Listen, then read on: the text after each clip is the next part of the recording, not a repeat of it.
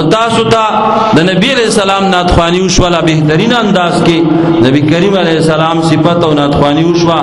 شاعر وی روح ایمان مغز قرآن جانی دین ہست حب رحمت للعالمین. د ایمان روح د قرآن پاک مغز د دین جان دا د نبی علیہ السلام سره محبت ته. سبحان الله.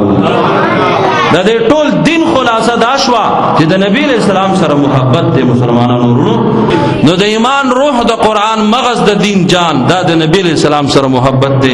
زه د قاری صاحب مبارک وخت نور ننی سما دا بلا تاخیر دعوت ورکوم. د قاری صاحب د تعریف له تعارف یو سوټه کی درته وایم. قاری صاحب محترم مبارک دلته خلق پیجنې بلکې بټول پاکستان بټول کی تقریبا عالمین اړې پیجنې تقریبا چې څومره مسلمانان دي پیجنې. والد محترم والد ماجد محترم رحمه الله هغه خدمات لکه د نور ښکار دي.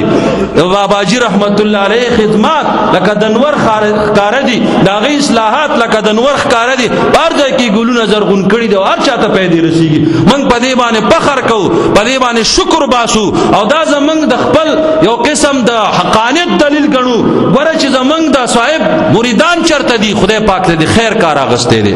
که عالم دینی کار سوکوي کپاره شوبه کې ده خدای پاک ته خیر کار اغسته دي. الله دې موږ تاسو نه د خیر کار واخلي. مقاری سے محترم داغی جانشین دے رہبر شریعت او پیری طریقت بابا جی رحمت اللہ علیہ جانشین دے. نو زدا وخت نور ننی سما داغی په خدمت کې درخواست کوم چې تاسو مخه ته حاضریو کی او تاسو تخپل اصلاحی بیانات او تاسو تخپل خبرې د نبی علیہ السلام د قرآن پاک آیاتونه او د نبی علیہ السلام مبارک خبرې تاسو ته پیش کی. دعوت ورکوم بلا تاخیر قاری صاحب مبارک تا چراشی تاسو ته خپل خطاب کی. الحمد لله الذي خلق الإنسان من ذكر وأنثى وجعله نسبا وصهرا والصلاة والسلام على سيد ولد آدم وخاتم الأنبياء الذي نال به نوع الإنسان الشرف والعلا وعلى آله وأصحابه مصابيح الهدى بالعلم والتقوى وعلى من تبعهم بإحسان من الأولياء والعلماء. أما بعد فأعوذ بالله من الشيطان الرجيم. بسم الله الرحمن الرحيم. ما كان محمد أبا أحد من رجالكم ولكن رسول الله وخاتم النبيين وكان الله بكل شيء عليما. وقال رسول الله صلى الله عليه وسلم أنا خاتم النبيين لا نبي بعدي. صدق الله العظيم وصدق رسوله النبي الكريم. إن الله وملائكته يصلون على النبي يا أيها الذين آمنوا صلوا عليه وسلموا تسليما.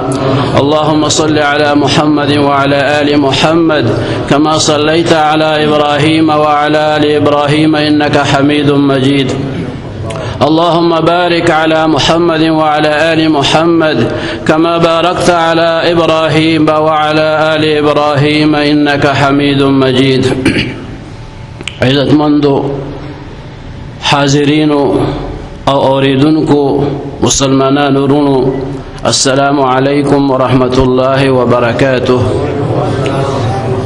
د دې مبارک مجلس د انعقاد غرض او مقصد د دې مجلس ناظم صاحب ډېر په خشته طریقه باندې تاسو ته بیان کو دی چې څنګه ښه ترتیب سره دا پروګرام شروع کړی دی. الله تعالی دې ورته جزای خیر ورکړي او رب کائنات دې د دې مجلس مبارک فیوزات او برکات زمونږ او ستاسو ټولو نصیب کړي. د دې مجلس لپاره دا زمونږ ملګري یو ځل نه څو ځله هلته راغلي دي. مونږ د دې شکریا ادا کوو چې په داسې مبارک مجلس کې د شرکت دعوت یې مونږ ته راکړو ځکه دا د ختم نبوت په مناسبت سره جوړ شوی مجلس دی. نو په دې کې د دې شکریه مونږ ادا کوو چې هغه ځای ته راغلی او مونږ ته دعوت راکړو.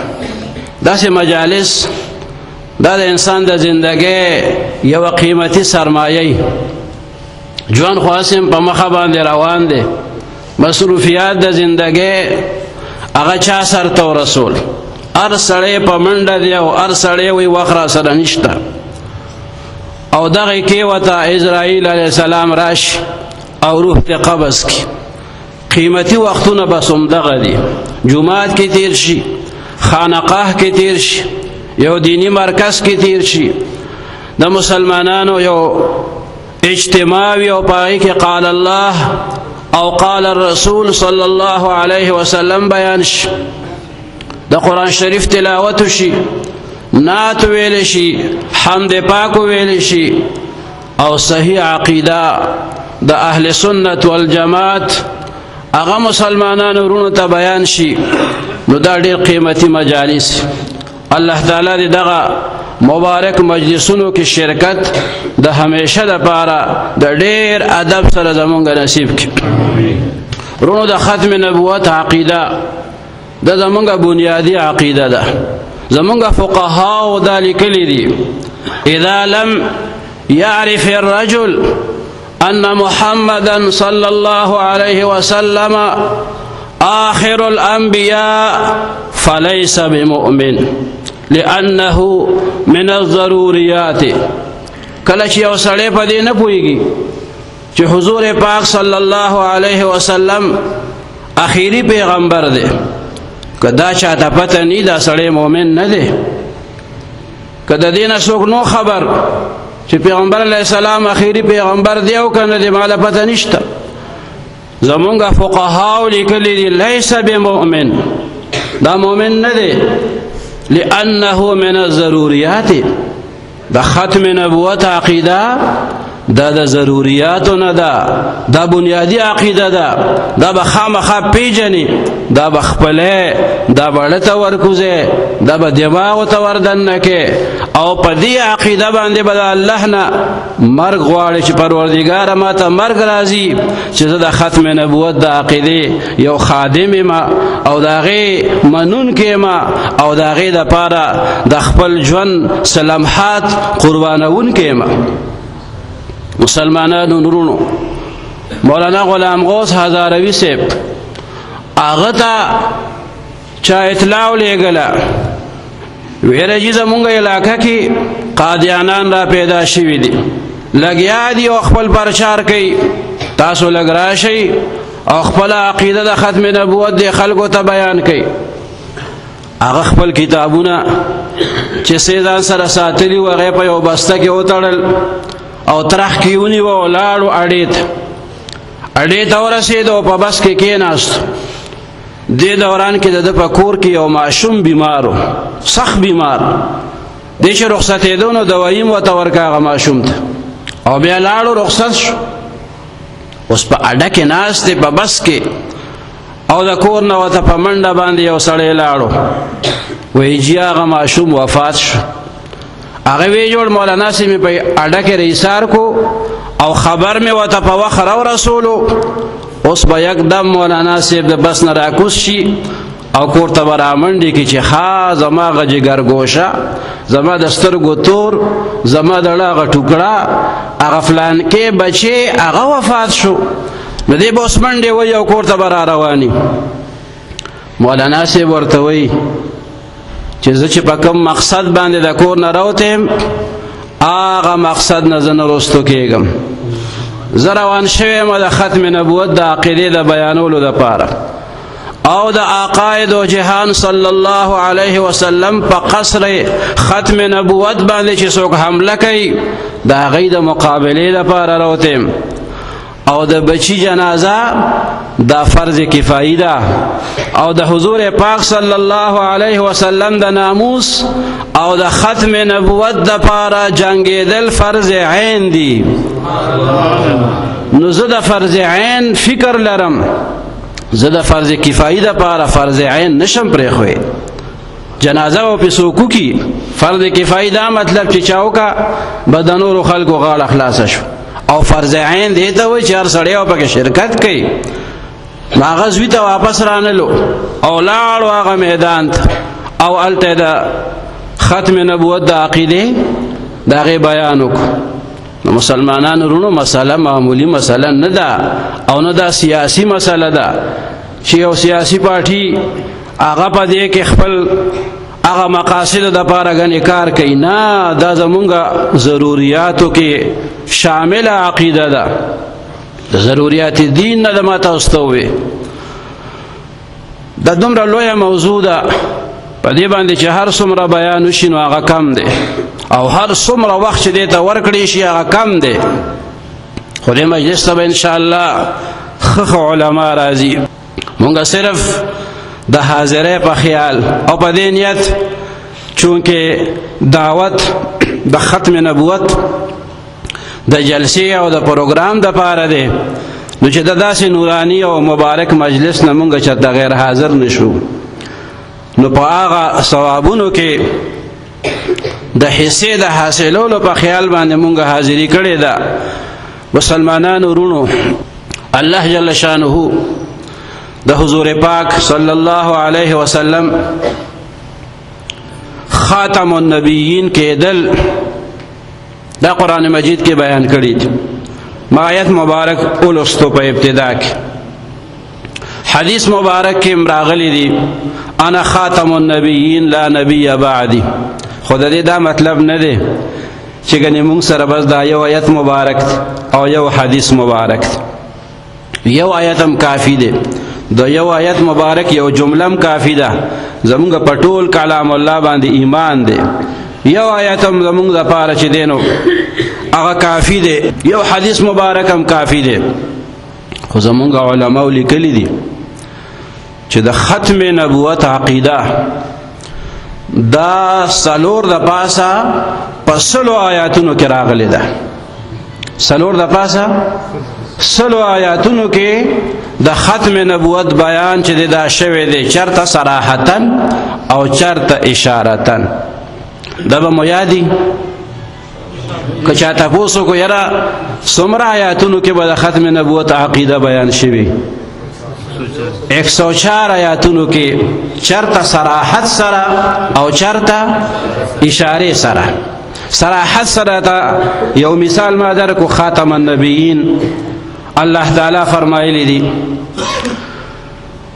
دا چې قرآن مجید مونږ څنګه راواړو، الحمد شریف وایو، بیا الف لام میم ذلک الکتاب وایو، الذين يؤمنون بالغيب ويقيمون الصلاة ومما رزقناهم ينفقون والذين يؤمنون بما أنزل إليك وما أنزل من قبلك.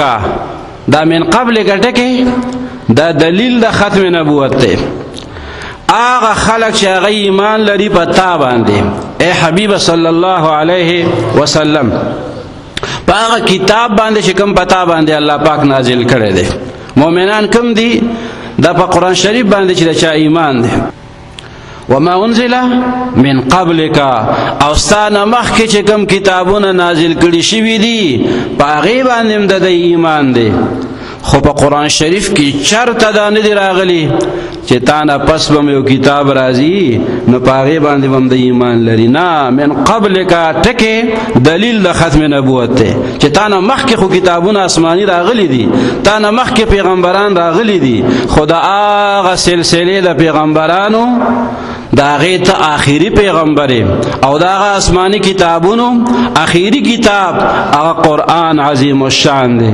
نو که د قرآن پاک نه پس او د پیغمبر علیه الصلاة والسلام مبارک نه پس چا دا دعوه کوله چې زه پیغمبر یم، زه نبی ما او ما ته وحی راځي او دا کتاب را ته خدای را کړی دی، نو هغه څه دی؟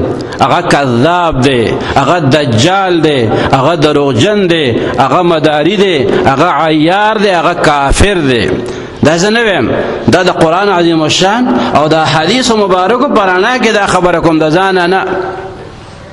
سيكون في أمتي 30 كذابون، سيكون في أمتي 30 كذابون كلهم يزعم أنه نبي وأنا خاتم النبيين لا نبي بعدي. زمان پس بدیرش دجالان رازی، غټ غټ دجالان، دیرش کذابان برا پیدا کیږي چې ډېر دروغجني 10 کسان به په تاریخ کې هر یو به دا دعوه کوي چې زه پیغمبر یم، او حالان کې حضور پاک صلی الله علیه وسلم مبارک فرمای انا خاتم النبیین، زه د پیغمبرانو خاتم یم، زه د پیغمبرانو خاتم یم.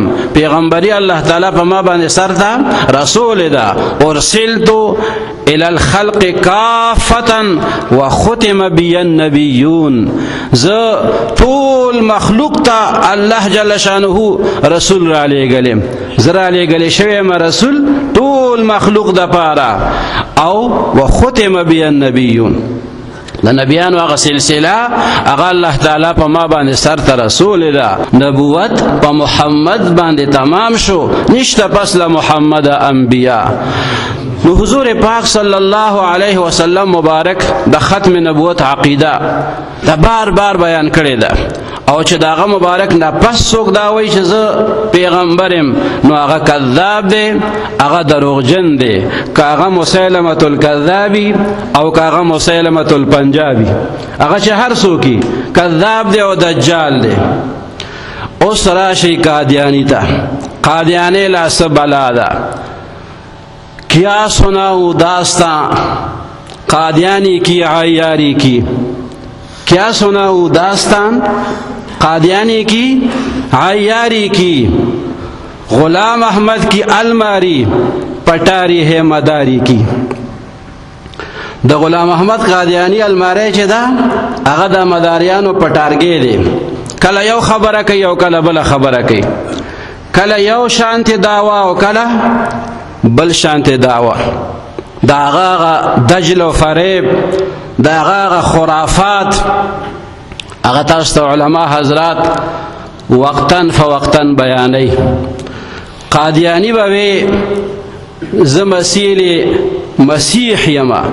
قرآن مجید کې چې د چا د راتلو بیان دی چې عیسی علیه السلام به راځي نزول به کوي، وی هغه ما یادوي. ومبشرا برسول یاتی من بعد اسمه احمد. قرآن شریف کې الله تعالی د عیسی علیه السلام متعلق فرمایلی دي چې هغه خلکو ته خوشخبری ورکړي و ما نه پس به پیغمبر راځي حضرت احمد مجتبی صلی الله علیه وسلم.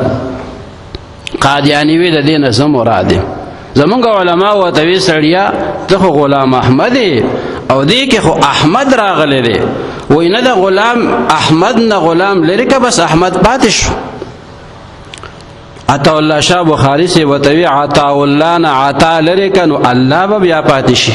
نو چې الله تا ته پیغمبر نه وای نو ته څنګه پیغمبر کېدی شي؟ داسې د خپلې خوښې کار دی چې یو سړی به څه زمانه احسان الله یو څه موده پس به بیا د هغه نه الله جوړېږي. د یو سړي به نصر الله نومي او چې یو 10 کاله تیر شي نو هغه به بیا الله شي. دا کم قانون دی؟ دا خو بیا داسې حد ته خبره ورسي چې څوک بیا کنټرول کولی نشي. زمانه تیره شوه، مور پلار پې غلام احمد نوم ایښی دی او دې ځان سره غلام احمد هم لیکي. تر اوسه پورې د هغه کتابونو کې غلام احمد لیکلی شوی دی او چې دعوه د نبوت کوي وایي زه احمد یم. نو هلکه دا غلام پکې د څه لپاره دی؟ حضرت عیسی علیه السلام قرآن مجید کې الله پاک فرمایي ابن مریم دی. ابن مریم، تاسو قرآن مجید تلاوت خو به کوئ که نه؟ عیسی علیه السلام ابن مریم دی. د څه دپاره دا عقیده بیانېږي؟ د دې دپاره بیانېږي چې هغه ته څوک ابن الله ونه وایي، د خدای زوی ورته ونه وایي. بعضې عیسایانو به وایي د خدای زوی دی. نو الله پاک په قرآن مجید کې عیسی علیه السلام چې چېرته ذکر کوي ابن مریم ورسره لګوي چې د هغه کفري عقیدې او د هغه شرکي عقیدې په مرۍ باندې چاړه راښکلی شي چې عیسی علیه السلام ګور یاد ساتئ ابن الله نه دی، ابن مریم دی، د مریم بیبي زوی دی. او قادیانی د چا زوی دی؟ هغه د ممتاز بیبي زوی دی. د قادیانی د والدې نوم ممتاز بیبي.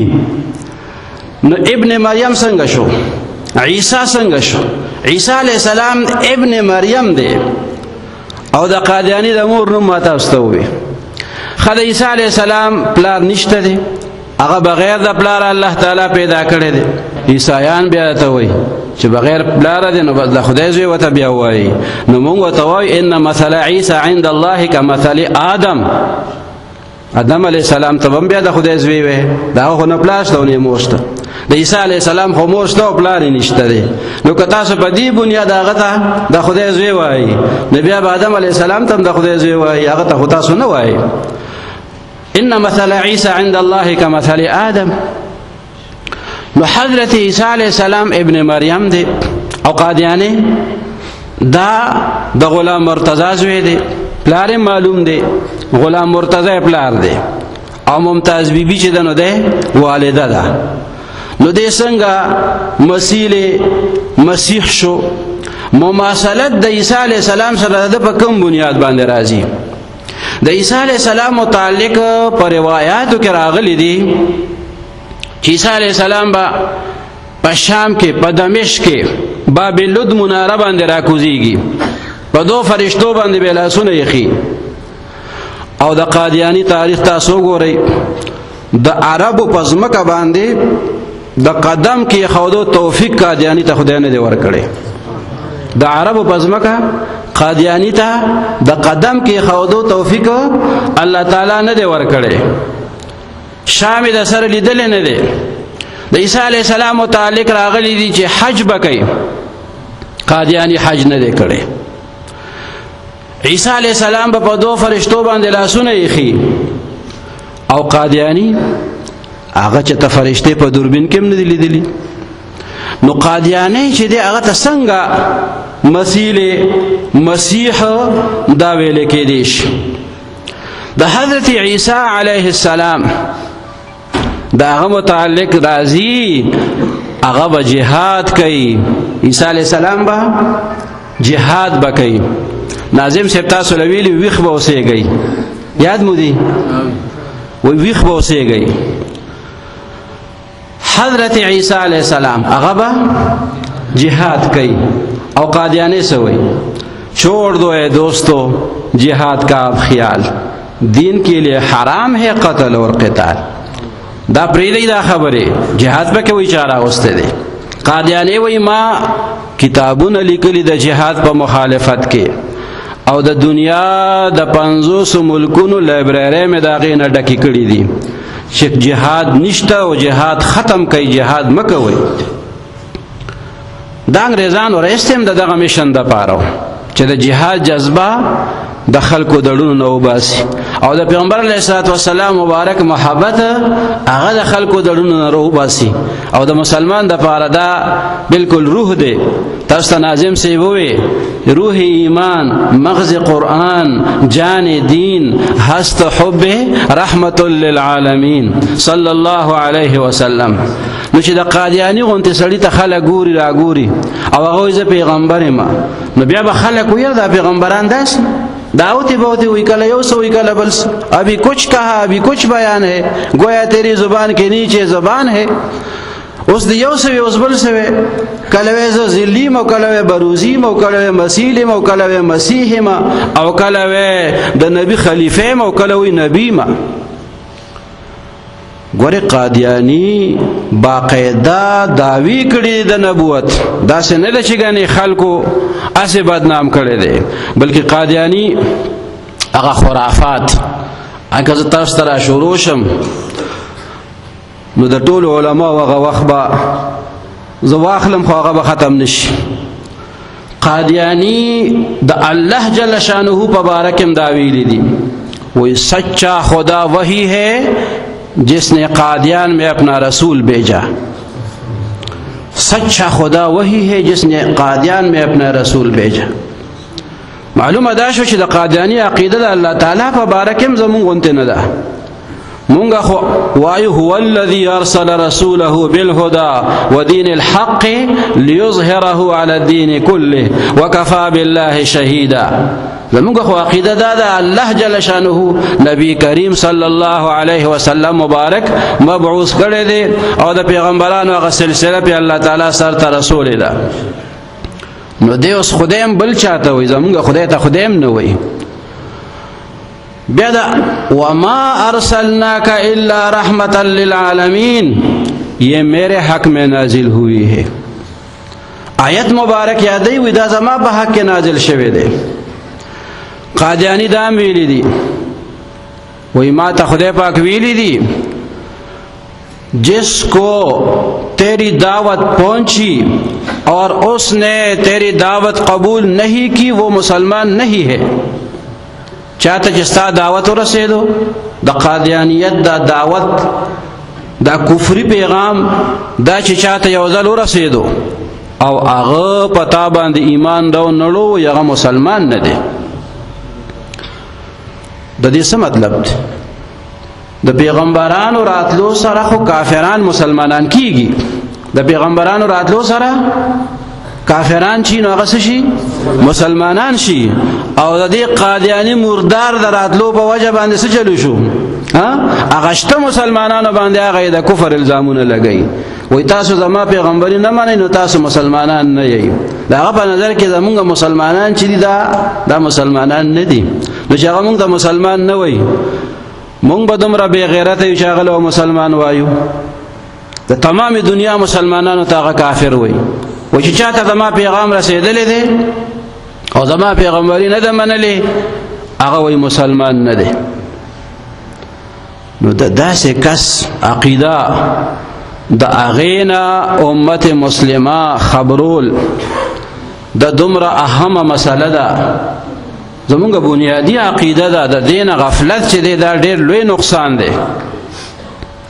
او کوم خلکو چې د دې عقیدې لپاره قربانۍ ورکړي دي د هغې تاریخ کتل پکار دي چې هغه جوش او هغه جذبه په مونږ کې پیدا شي چې مونږ هم د ختم نبوت دپاره د خپل وختونو یوازې نه د خپل مال د خپل جان د خپل وینې د خپل اولاد او که ضرورت راشي نو د خپل وطن د هر څه قرباني مونږ ورکو د ختم نبوت د عقیدې دپاره. د غازی ممتاز حسین قادری شهید رحمت الله علیه تازه پیغام دی مونږ او تاسو دپاره. دا اوس دغه دی یو څومره زبردست مثال قائم کو چې څوک په ناموس رسالت باندې حمله کوي نو د هغه به دغه انجامي. او که مونږ ته پکې مرګ راځي نو دې مرګ ته مونږ مرګ نه وایو. جان دی ہوئی اسی کی تھی حق تو یہ ہے کہ حق ادا نہ ہوا. گستاخان مردار شو او غازیانو ته د شهادت هغه لوړ مقام حاصل شو.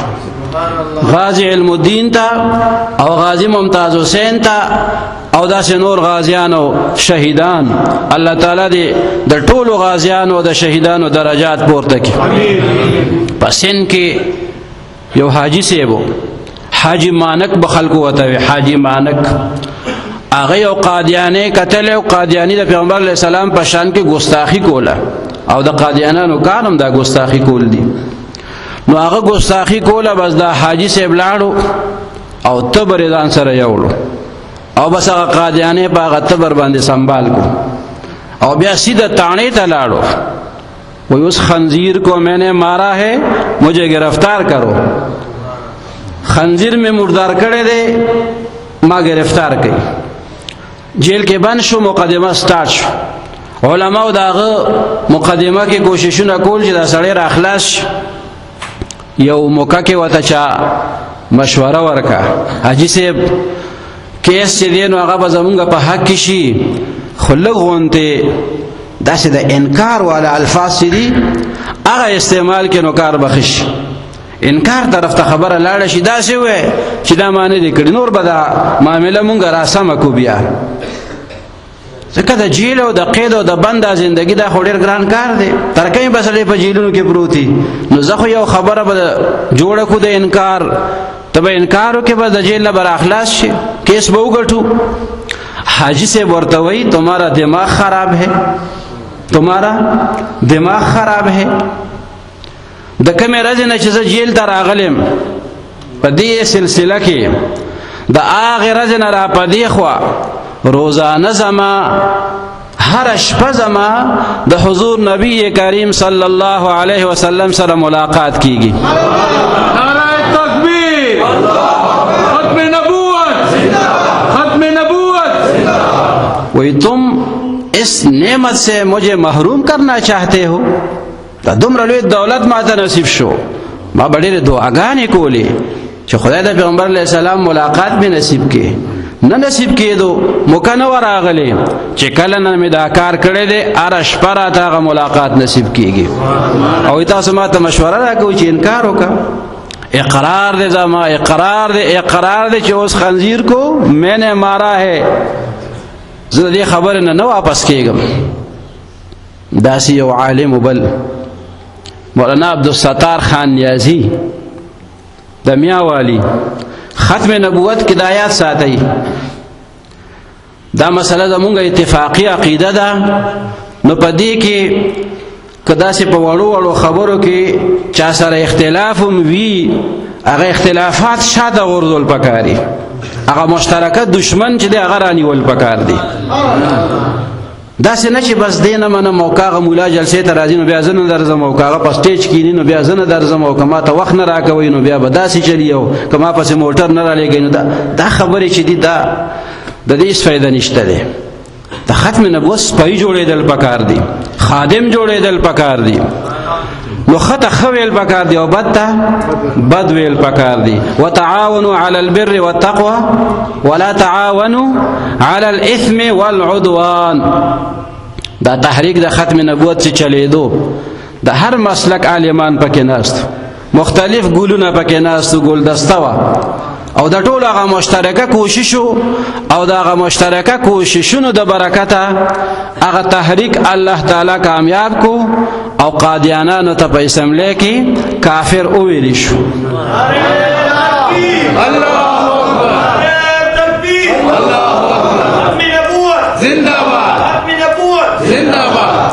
د دې ګوړه شریف پیر میر علی شاه رحمت الله علیه د قادیانیت یا د ختم نبوت عقیده او مسله چې څوک په دې بحث کوي نو د پیر میر علی شاه رحمت الله علیه تذکره پکې خامخا راځي. داغه په دې کې ډېر لوی کردار دی. حاجی امداد الله مهاجر مکی رحمت الله علیه وته مکه شریفه کې راویلیو چې زه خو مکه شریفه ته مستقل راغلی ما، زما اوس دلته کې قیام دی. او پیر صاحب کتم په مکه شریفه کې مستقل پاتې شوی نو هندوستان کې یو فتنه راپورته کیدونکې ده، او زما ته دا مشوره ده چې زم راغلی م او تم دلته پاتې شې نو ښه نه ده، ته واپس هندوستان ته لاړ شه، او انشاءالله چې ته خاموش هم ناست یې هغه فتنه به ترقي نه کوي. پیر میر علی شاه رحمت الله علیه ته چا ووی؟ حاجی امداد الله مهاجر مکی رحمت الله علیه ورته ووی. نو حضرت پیر میر علی شاه رحمت الله علیه واپس رالو او د قادیانانو په باره کې مستقل کتاب ولیکلو، سیف چشتیایی. سیف چشتیایی پای کې زبردست دلایل دي د ختم نبوت او د قادیانانو باندې ردونه دي پکې. بیا دغه پیر صاحب زوی غلام محی الدین صاحب هغه بالکل د وفات هغه وخت یو، او خلک به تپوس ته د مرض حالت کې راتله، حضرت آپ کی طبیعت کیسی ہے؟ حضرت صاحب ستاسو مزاج څنګه دی؟ صحت مو څنګه دی؟ هغه ووی الحمدللہ میں تو ٹھیک ہوں، آپ کے علاقے میں تحریک ختم نبوت کا کیا حال ہے؟ زخیم شکر دے خود تاسو را تعالوا استاسو علاقہ کې د ختم نبوت د تحریک څه حال دی؟ خلکو کې هغه جذبه شته او که نشته؟ خلک کار کوي او که نه کوي؟ او د هغې نه پس چې دی نو هغه بیا وفات شوی دی. نو مونږ داسې پیران چې دی نو هغه منو، داسې پیران چې دی د هغې نه مونږ زاریږو او قربانیږو چې هغې صحیح عقیده خلکو ته بیانوي او د دې حق دین خدمت کوي. داسې عالمان، داسې صوفیان چې هغه حق پرست دی، هغه زمونږ د سر ګلونه دي، زمونږ د سرونو تاجونه دي. هغې مونږ وایو د زمونږ د دې حق دین چې څو خدمت کوي په هر شکل کې چې کوي او په هر ځای کې چې کوي، الله تعالی دې د هغې په کوششونو کې برکت واچي. دا به نه و چې دی لږ کار کوي او زه ډېر کار کوم، نه، خپل ځان کمزورې ګڼه او نور چې دی نو د هغې قدر او احترام کوه. نو د دین ډېرې شعبې دي، په کومه شعبه کې هم چې څوک کار کوي الله تعالی دې ورته اخلاص نورم زیات نصیب کړي او الله دې کامیاب کړي، الله دې ورته پکې نورم برکت واچي. نو ما درته یو خبره کوله چې مولانا عبدالستار خان نیازی هغه د ختم نبوت په سلسله کې د 500 کوټې ته دننه شو. د قادیانانو زورو بس هغوی وی دا سړی پانسي کو البا دا تحریک ناکامه کیږي. نو هغه مشهور مجاهد عبدالستار خان نیازی هغه د 500 کوټې ته لاړو او بیا هغه کیس هغې کې پیروی مختلف کېدی یو ورځ داسې راله هغه بری شو. عبدالستار نیازی چې د جیل نه راووتو نو کومه ورځ چې د هغه د جیل نه د راوتو وه مسلمانان خوشحاله شکر دی د قادیانانو هغه میشن هغه ناکامه شو. زمونږ یو سپاهي چې و یو عالم دین هغه الله تعالی بچ کو او د جیل نه رابار شو.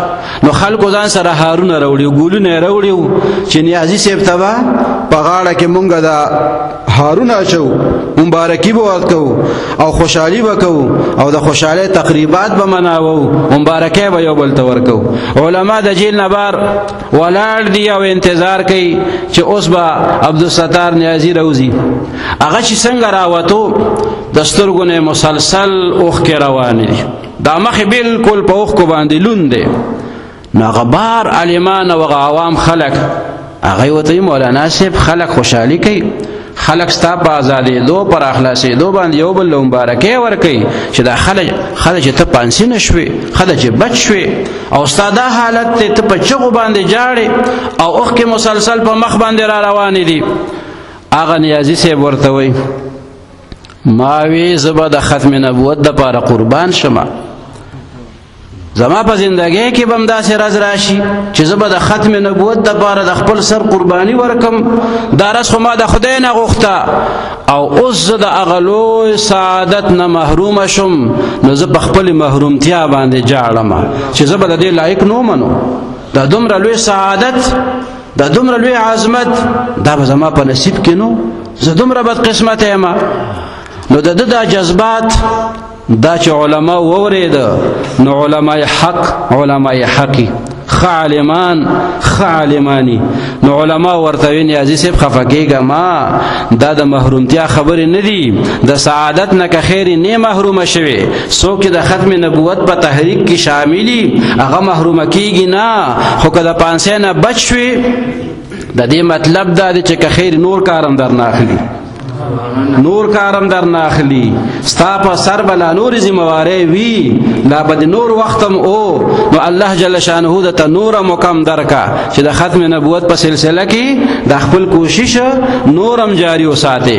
نو مسلمانانو رونو دا داسې عقیده ده او داسې مسله ده چې دې سره ګورې غفلت چې دې رانشي او د الله جل شانه نه دا سوال پکار ده چې پروردګاره په عقیدې د ختم نبوت باندې مونږ ته استقامت نصیب کړي او چې کم خلک زمونږ د دې حق دین د نقصان فکر کوي پروردګار ته نیست او نابود کړي. یا الله د نبی کریم صلی الله علیه وسلم په ختم نبوت باندې مونږ ته استقامت نصیب کړي. زمونږ په آل او په اولاد کې خدای داسې خلک پیدا کړي چې هغوی د دې تحریک دپاره خپل زندګۍ وقف کړي او د داسې خلکو نه زمونږ آل اولاد خدای وساتي چې د هغوی عقیدې خرابې وي او هغوی د پیغمبر علیه الصلاة والسلام مبارک سره محبت نه کوي او په صحیح عقیده باندې هغوی حملې کوي. نو پروردګاره مونږ د هغوی نه محفوظ وساتي.